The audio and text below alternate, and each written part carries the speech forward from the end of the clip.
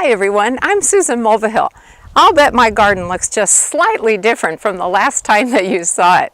We have been getting all of this early wintry weather, and here it is only early November. This morning, for example, it was 18 degrees when I got up. That is very cold for this time of year. We've also been getting quite a bit of snow. We have 9 inches so far. That also seems very early, so I'm really not sure what kind of winter to expect. However, this weather has put me in the mood for a holiday project that is great fun, very simple, and I'm hoping it will inspire you too. And that is to make a holiday wreath using natural materials from the garden. So let's get started, first of all, getting the materials together to make a wreath.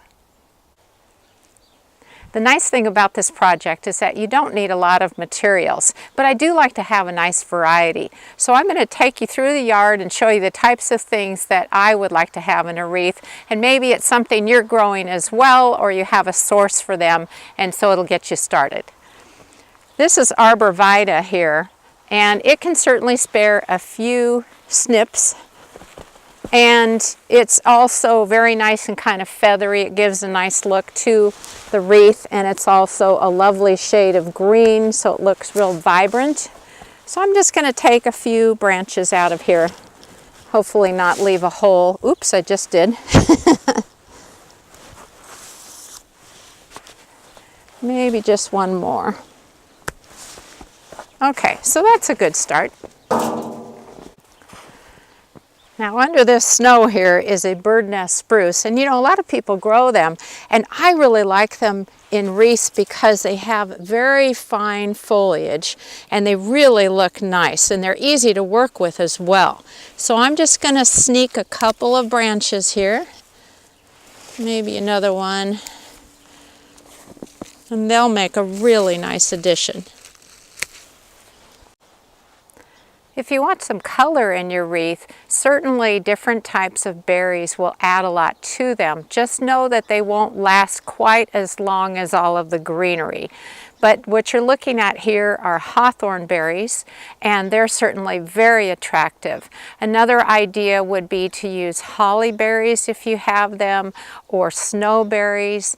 Each of these will look very nice. The branches from fir trees are another example of something that would look stunning in a wreath. And I love them because their needles are really large, and they're usually lighter on the bottom and darker on the top, which makes them really attractive.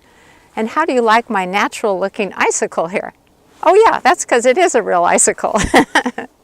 Now here's another example of a conifer that would look nice in a wreath. This is the blue spruce, and look at the color of those needles. Isn't that just stunning? That has a lot of great potential for use in a wreath. In addition to the blue spruce, the regular green spruces are absolutely gorgeous in a wreath. They have a little bit of a bluish cast to them, but the needles are beautiful, they're very dense, and they look wonderful in a wreath.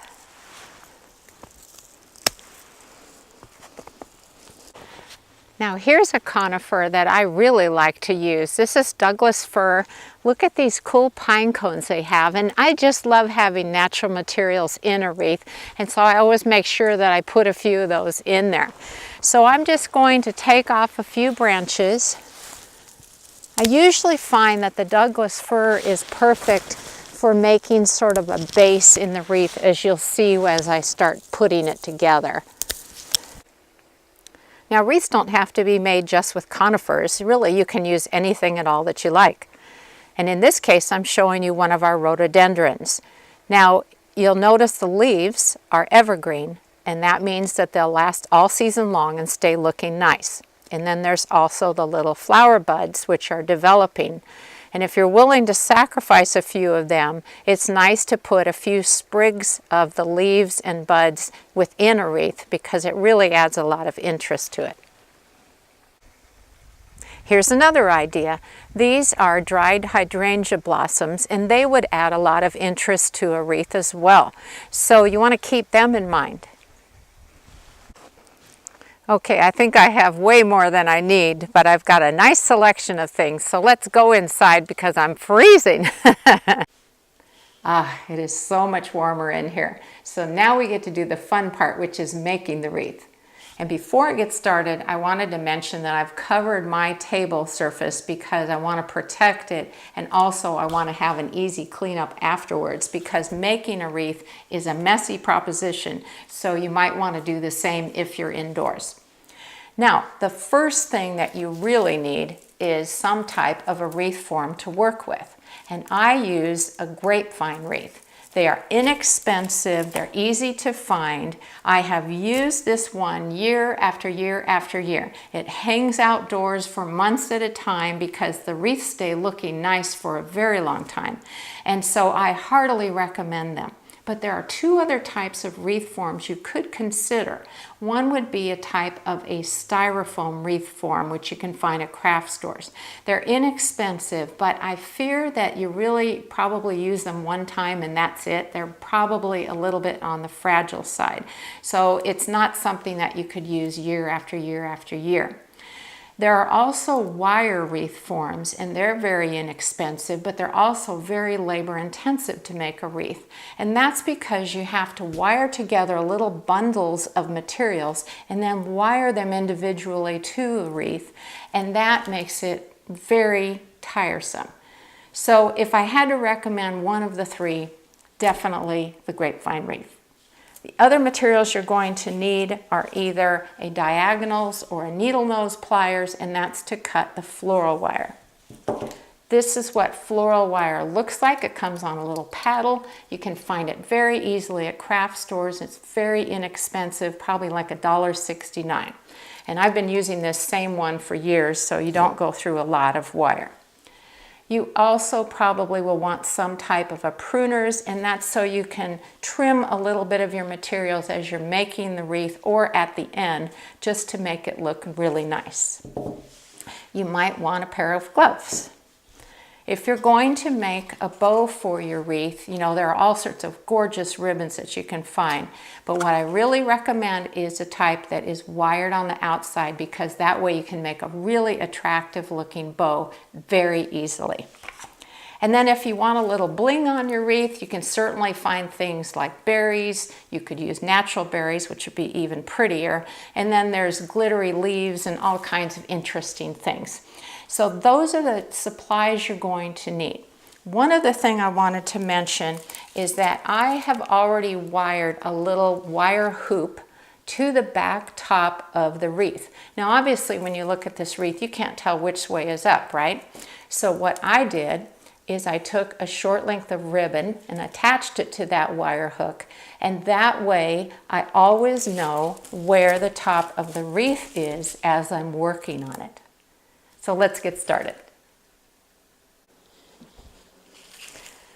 Now for my wreath, I'm going to start with Douglas fir. You might recall that I mentioned earlier in this video that it really makes a nice base for a wreath. And so all I'm doing, I'll try to make this so you can see, is I'm just kind of working branches onto the wreath form. You don't have to worry if they're not laying perfectly, because later you can run a loop of wire around the perimeter of the wreath so that it lays just the way you want it. Or you can use the pruners later as well. But basically what I'm doing is I'm trying to create a base for the wreath to then attach other types of firs and pines and so on to the wreath.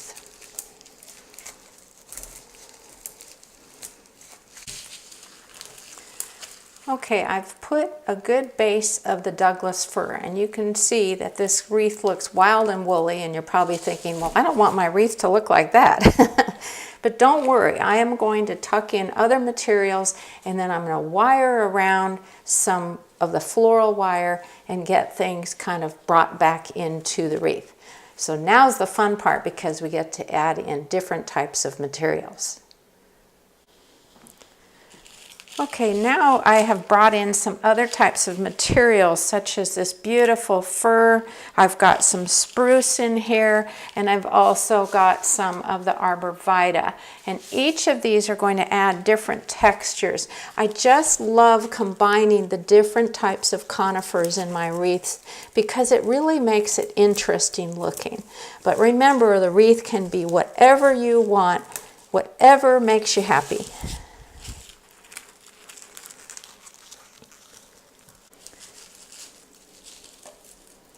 Okay, so here is how the wreath is looking at this point, where you can see all of the greenery is on, although I do reserve the right to add in more as needed. But I'm going to now wrap some floral wire around these outer wild branches just to rein them back in and make it look a little tidier before I add in some accents. So here's how the wreath looks now that I've wired around the edges, and it really makes a big difference. Now let's see what kind of accents I can add. Well, I'm back outside again, and there is a very cold wind blowing out of the north, so this is going to be brief. But I did want to show you how the wreath turned out. Since I'm an avid bird watcher, I thought it would be great fun to use this little ornamental birch bark birdhouse as the main focus of the wreath. Then I took some red twig dogwood branches and poked them in along the center front of the wreath, just as a nice accent. I made a small bow. I usually make a pretty good sized one, but I didn't want to risk covering the birdhouse. And then I poked in some rhododendron sprigs, just here and there, just as an interesting change in texture. Now, what I want to know is, are you going to make a wreath? And if you do, would you send me a picture of it? You can send it to my email, which is susan@susansinthegarden.com. And if I have your permission, I would love to include it in a post. And that way we can inspire other folks to join in on the fun. I do hope you've enjoyed the video. I appreciate your watching it, and have a wonderful holiday season. Take care.